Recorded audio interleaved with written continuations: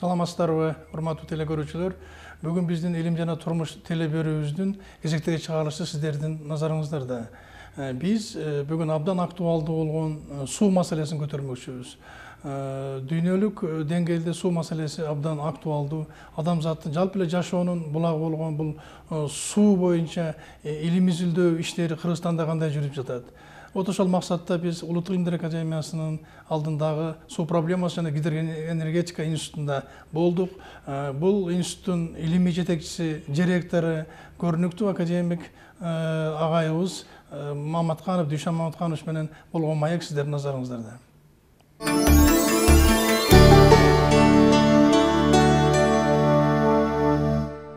Дүйшөн агай, мынакей сиздин институт ошол Улуттук Илимдер Академиясынын институттарынын ичинен өзгөчөлөнгөн институт, себеби бул жашоонун өмүрү болгон, жашоонун булагы болгон суу проблемасы, гидроэнергетиканын маселелери боюнча ушундай көп илимий иштерди жасап келе жатасыздар. Бүткүл дүйнөдөгү эң чоң проблемалардын бири бул суу проблемасы да. Вот ушул багытта биздин ушул багыттагы биздин илимибиз жетишкендиги кандай иштер жасап атасыздар? Ушуну бир мындай биздин телекөрүүчүлөргө айтып берсеңиз. Эми бу суу проблемаларында мен иштеп калганыма 57 жыл болду. Ошол 57 жылдан бери ушул жалаң суунун энергиясы, аны кандай пайдаланыш керек, кай жерде эмне болуш керек, мөңгүлөр кандай болот, алар кийин эмне болот. Мына ушунун баары ушу биздин институтта иштелет да.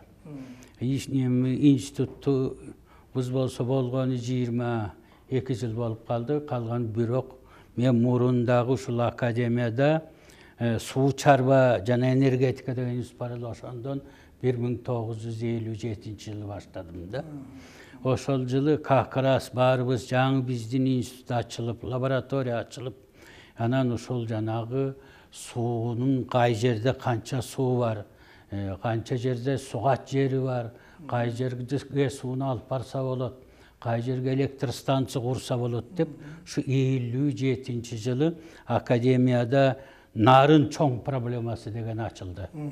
Мына ошондон биз өзүбүз экспедицияга барып, кыдырып жүрүп, анан 57 жылдын 58 аягында ушул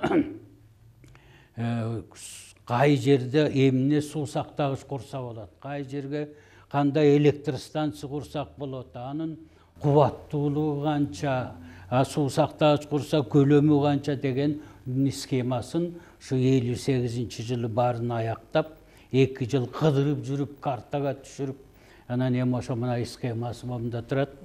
Ошонун баарын берип, анан бизден кийин, анан жана Орто Азияда гидропроект деген институт бар болчу.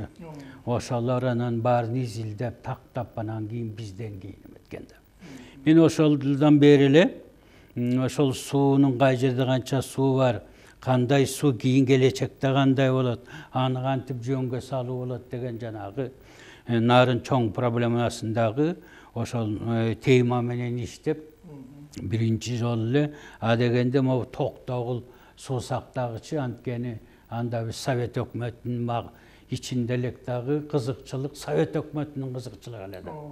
Ошон үчүн эң эле пайдалуусу Токтогул экен, кыргызга дагы, өзбек казакка дагы, тажигине деп, анан ошол Токтогул суу сактагычынын көлөмү канча болот, анын иштешинин режими кандай болот, анан кайсы жылы суу аз болот, кайсы жылы көп болот, ошондо кайсы суу жетишпей калат деген немелерди иштеп отуруп, анан ошону менен мен өзүм кандидатский жазып чыгардым. Мына ошол китеби мына. Орусчасы «Обобщенный прием расчета многолетней регулируемой речного стока» дейт. 1967 жылы экен. 67 жылы чыккан да эми ошол. Ошол мен баягы кандидатты жактап эметкенден кийин, анан мына ушулардын биздин негизги биринчи башталышыбыз ошол. Бул өзү Кыргызстан үчүн эң негиздүү иш болчу. Анан кийин ошол негиздүү иштердин баарын иштеп, анан ошонун негизинде жана Токтогул суу сактагычтары курулуп калды.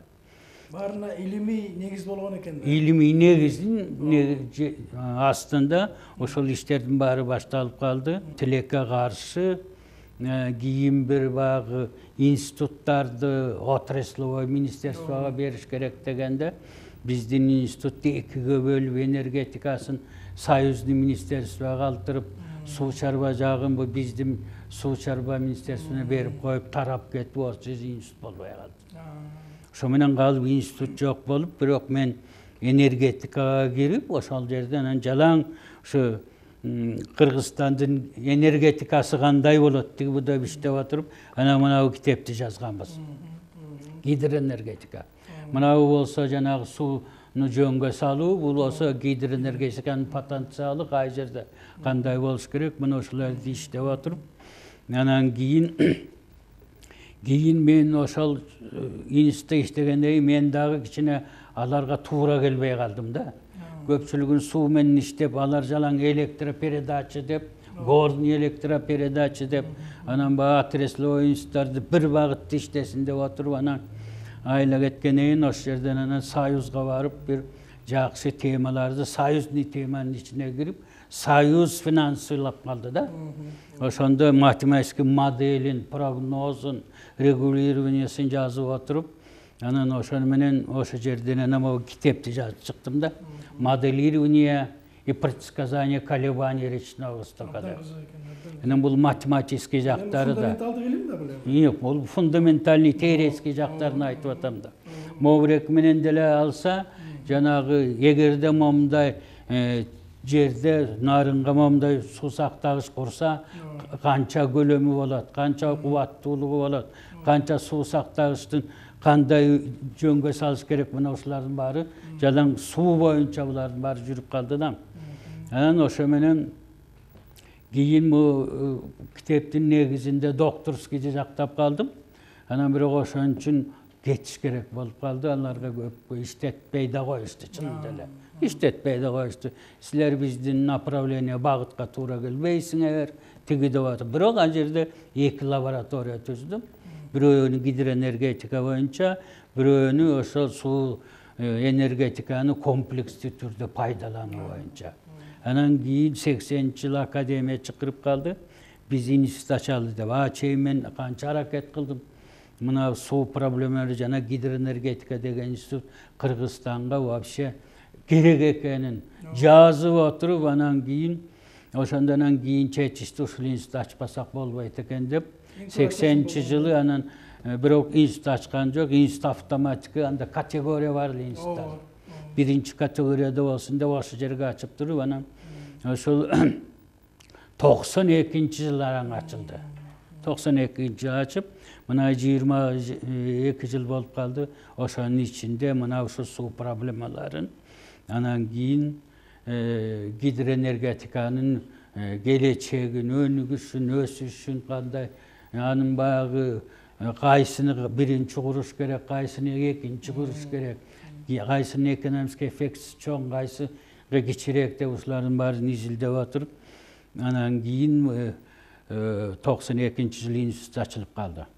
Азыр каталыш ошондо эле ошол суу проблемалары жана гидроэнергетика атай ачканбыз. Себеби суу чарба болсо ал отрасловой болуп кетет, энергетика болсо отрасловой болуп кетет. Бул өзү фундаментальный илимий негиздерин иштеп чыгыш керек. Анан эми институт жаңы, эчтекеси жок, информация жок, гидромет служба булардын баары жок, жоголуп, ошо менен 1-2 жыл жалаң информация чогулттук да. Кыргызстан эмес, ушул Борбордук Азия боюнча жалаң информацияны чогулуп, азыркы күнү бизде ошо компьютерде баардык информациянын баары бар, иштеп, азыр элдин баары иштеп атат. Бирок ошол кезде Союз 91-жылы Союз тарап кетип, анан кийин да сууну кандай кылабыз? Анткени биздин сууну биз бөлчү эмеспиз, Союздан бөлчү. Союз кайсы убакта канча сууну кимге пайдаланат, кимге кириш керек, анын үстүнө ал кезде токтогул суу сактагычын куруп, токтогул суу сактагычы Кыргызстан үчүн курулбай, Өзбек казак үчүн курулуп калып, Кыргызстанга зыяндан башка пайдасы болбой калды да. Bul bir ekinçiden 90 oşol ekinci yılı oşol Almatıda oşol 5 Borbordu Gaziyanın su çarba ministerlerinin bari çoğulup o sırada çeçim kabılıp Kırgızistan'a karşı gelgen teskeri çeçimdi kabul alıp koydu da. Bizdin sulardın bari ten ortak barına birdey. Oşol har bir mamlekettin hukuku birdey dep kaldı da. Anan ekinçide bu oşol gelişimge kol koyganda şunday prinsip olup kaldı. Bardık sugat jerin Borbordoğu. Oşo birdey karamcılaş gerekti. Demek biz özümüzün suunu özümüz içe albasak dağı alardı karşılap durup gerek bolup kaldı da. Anan oşon menen bul dağı teskeri gelip kaldı. Anan öz bu konstitutsiyaga toora gelbey kaldı. Ankeni konstitutsiyada bul bolsa mamlekettin mençigi eldin baylığı dep turat. Biz özümüz alış gerek. Emeği özümüz ala albay kaldık. Anan oşon menen biz bayağı su problemleri giderenken sorulundan keyin ve jürek kaynap aylan ketip ministerstvoga çurkadık, pravительствоga çurkadık.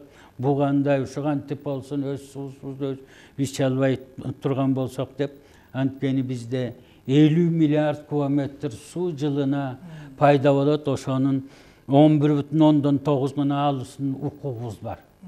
Kalganın alı hukukubuz yok. Onun için su jetpeyt, su tursa da alış hakkımız yok da yuridiski. Mına şu menen suunu kayra bölüştürüş gerektiği meseleler var bizden institut götürdü. Anan oşoğa jaraşa bana bu 93. yılı janağı el aralık Aral fondusu degen tüzülüp kaldı. Araldı korgoo üçün. Şunu yaşına ayıp berseniz. Hem oşonu korgolup kalganda anan oşonu fondu tüzgöndü. Anda mamleket aralık Sovet tüzülüp kaldı. Hükümet aralık. Oşoğa 5 kişiden girip kaldı. Birinciden usul hükümetin birinci orunbasarı ekonomikaga жооп берген.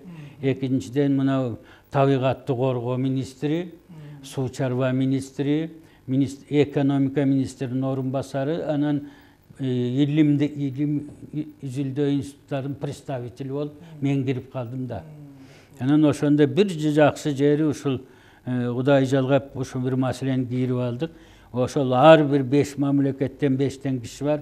Bir kişi karşı çıkkan mesele ötmesin dep. Mına oşondan faydalan hem bu ministerlerin delem ve kişine göz karandı olup kalatken biri-birine tiginde mınday göbek açık çıga albayt, açık ayta albayt. Anan oşon için anan men jazdırıp oturup aldım görüp bolbosa men kol koybayım. Men kol koybasam ötpeyt. Oşo menen anan janagı suunu kayra bölüştürölü de.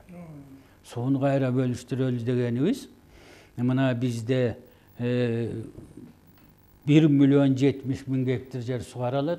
Ağa bolgonu oşol 11,9 milyar kilometr yılına su beret. Har bir hektar yerge yılına 10 milyondan kilometr su gerek. Anan oşon menen jetkende özümüzge jetpeyt eken. Oşolla Aral basseyinine girgen 470.000 hektar yer al Narın, Jallaba, Toş, Batken rayonlarının. Anan oşonun özüne jetpeyt dağı oşo 475.000 hektarga su jetpey, alar jerin astynan 1 milyar kilometr suunu sordurup gelip sugarat eken. Bunun özü bayağı күнөө bolup kalat da bu. Su al jerin astındağı su, içiyede turgan taza su, al altından da kımbat, al bolbay kalsa elde jaşabay kalat.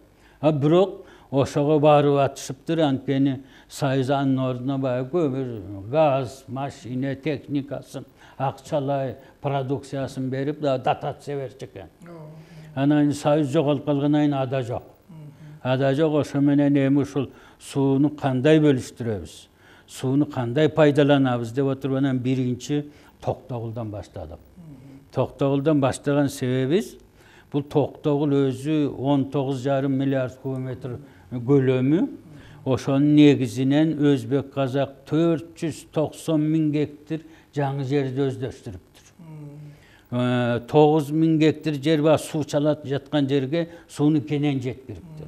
Demek Toktogul Özbek Kazak'tın 1.300.000 hektar jerin sugarat eken. Abdan çoğun sifir. Oy çoğunda Kırgızstanda bolgonu 1.700.000. Anan oşonu bu anda emne kılabız emi. Buga oşol suunu biz özümüz alsın, bular payda tapkanın bersin bizge. Oşol algan suusuna jaraşa. Dep oturup kanday kılabız, mınday jön suunu tabar sat dep satalı desek, a кезде suunu tabar деген söz özü, bul özü bagı japayıçılık bolçu da, japayıçılık. Anın аны da жазıp çıgı emçün su tabar boluş gerek dep, oşol suunu dağın teoriyasını izlep çıkıp, dünyada birinci jolu biz çıkarıp, anan keyin oşo Rio de Janeiro'da oşol kabul alıştı da, oşol bul su ekonomik kategoriyaga kiret dagı, anın baası var dep. Anan oşo menen suunun baası kандай bolot, kayсы жерде кандай болот деп мына ошого кириштик. Анан ага бирок тигилер төлөбөй, признавать этпей койгондон кийин бу Токтогулдун чыгымын эң кур десе ордун бастыралы дедик да. Анан эми Токтогулга киргенде Токтогул энергетический режим боюнча иштебейт. Аларга кандай суу кайсы убакта керек болсо ошакта берет. Анан жаап коет. А бизге энергия керек болсо дагы аны менен эсептешпейт. Ошо менен эсептеп көрдүк. Кеткен суу эми бул суу биздики да. Суу бирок баарын алууга болбойт. А жерден бул кыргыз бу жерде боло электи. Өзбек жок кезде агып аткан сууда. Анан а жерде ошол азыр ал мамлекет жашап атат. Аларда кандайдыр бир укугу бар. Алардын да ошо карамжыга жете турган кереги бар. Ошол эле ошо өзөндө өскөн курт кумурска өсүмдүктөрдүн дагы сакташ керек. Ошо менен биз эсептеп чыктык да эми. Мына бу Бириккен Улумдар Уютунун бир чечимдери бар экен. Ар бир мамлекет өзүнүн ресурсун, өзүнүн экономикасына канча керек болсо ошону пайдаланууга акылысы бар деп. Бул принципиальный чечим экен. Биз ошого таяндык. Экинчиден айтыптыр, ошол кошуна мамлекеттер ошол мамлекеттин кызыкчылыгы менен эсептешиш керек деп. Анан ошонун негизинде биз экономический механизм иштеп чыктык. Биринчиден ошо Токтогулду өзүбүз суу болгондон кийин эми баарын жаба албайбыз. Эң курса жарымын, келген суунун жарымын Токтогулга алып калып сактап, анан кышкын электр энергия иштетсек, ошондо биз жылына жөн эле 2,2 миллиард киловатт часов электр энергияны саат электр энергия иштеп чыгат экенбиз. Анын өзүн ошол иштеш үчүн бу жерге биз ордун басыш үчүн. Мына Ош жылуулук электр станциясы, Бишкек жылуу электр станциясына көмүр алышыбыз керек экен. Аны сатып келишибиз керек экен, аны ташыбыз керек экен, аны майдалашыбыз керек экен, аны жагышыбыз керек экен. Ошонун каражаты. Андан башка жакканда баягы гүл чыгат, зыяндуу заттар, темиги тяжел металлдар чыгат. Ошонун баарын эсептеп отурсак, биз жылына 155 миллион доллар чыгым болот экенбиз. 150. Анын ичинде жанагы Токтогул суу сактагычын курганда 28.000 гектар жер суунун астында калган. Анын 12.000 гектар жери сугат жери.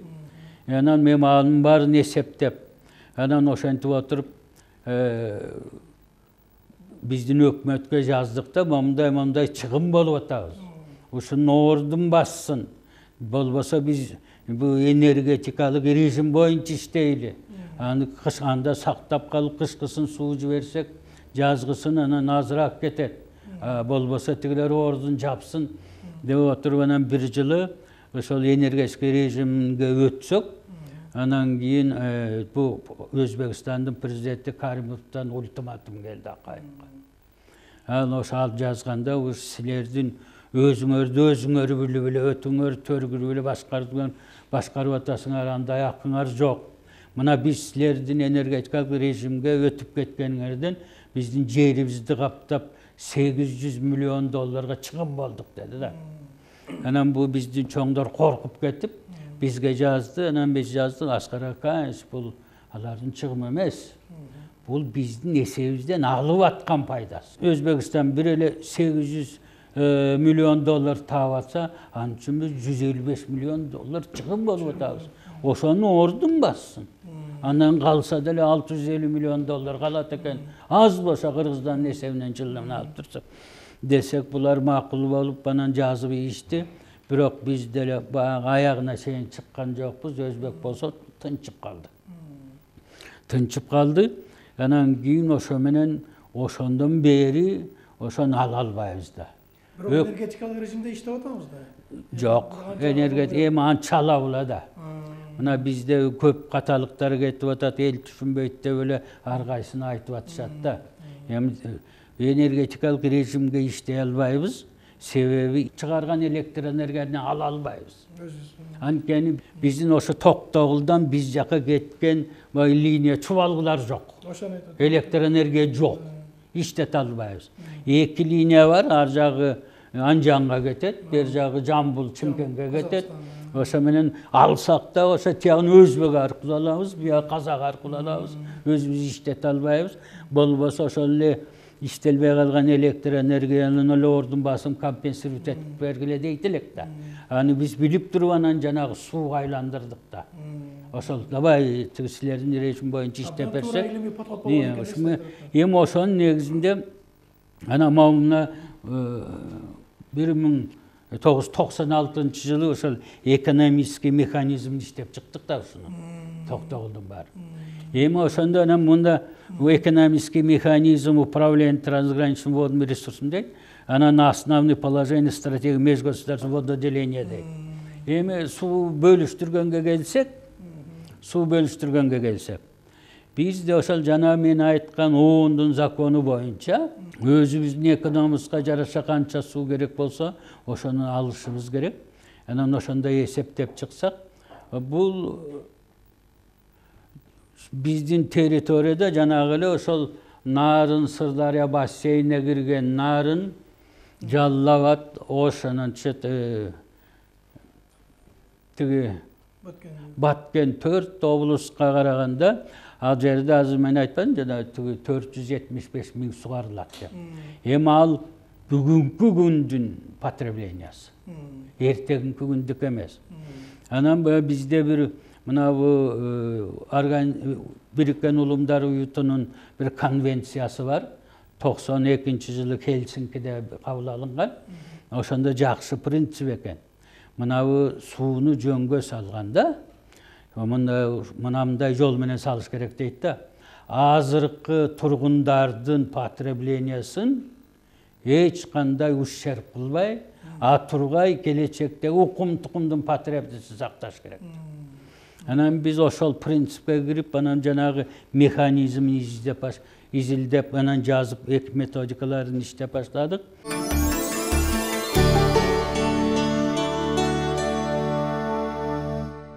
Урматтуу телекөрүүчүлөр, биз Илим жана турмуш телеберүүбүздүн алкагында сиздер менен суу проблемасы жана гидроэнергетика маселелери боюнча белгилүү окумуштуу академик Дүйшөн Маматканович менен аңгемелештик. Эфирден жолукканча саламатта болуңуздар.